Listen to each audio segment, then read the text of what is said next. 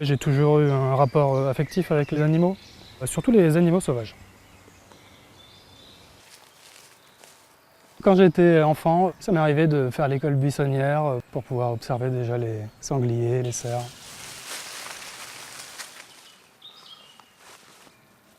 Pour obtenir 5 secondes de belles images, ça peut demander plusieurs jours, plusieurs semaines.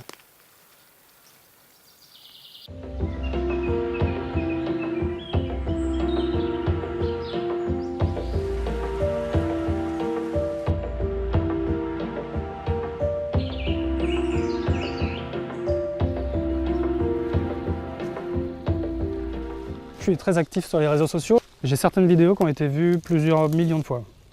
J'ai recueilli 3 animaux sauvages qui étaient blessés.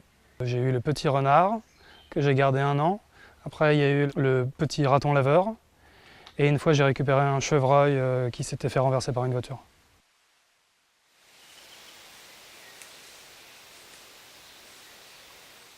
La forêt, c'est mon potager.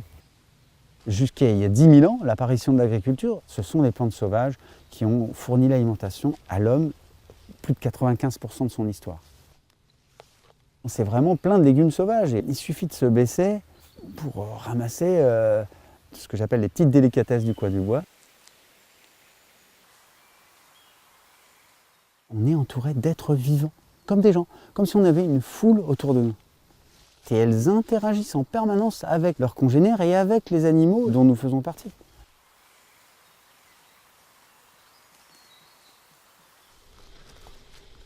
La forêt, c'est ultra nécessaire de lui foutre la paix, de la laisser tranquille. C'est vrai que ces derniers temps, c'est vrai qu'ils massacrent la forêt. La crise de la biodiversité, on parle de 6e crise d'extinction du monde vivant qui est en cours. La cause principale, c'est la perte d'habitat, donc quand on rase la forêt.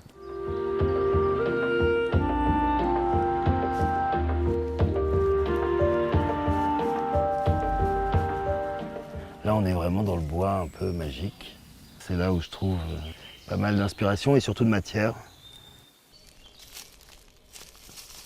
On a des essences qui ont beaucoup souffert par un sol très pauvre et ça crée des architectures et surtout des matières improbables et des très bonnes bases finalement pour aller vers de la sculpture bois en exploitant vraiment les fibres. C'est une vraie source d'inspiration, de regarder l'impact de la nature, comme on peut regarder sur un minéral, le fossile. La matière, on peut mieux l'interpréter et en sortir des formes que finalement la nature impose par elle-même.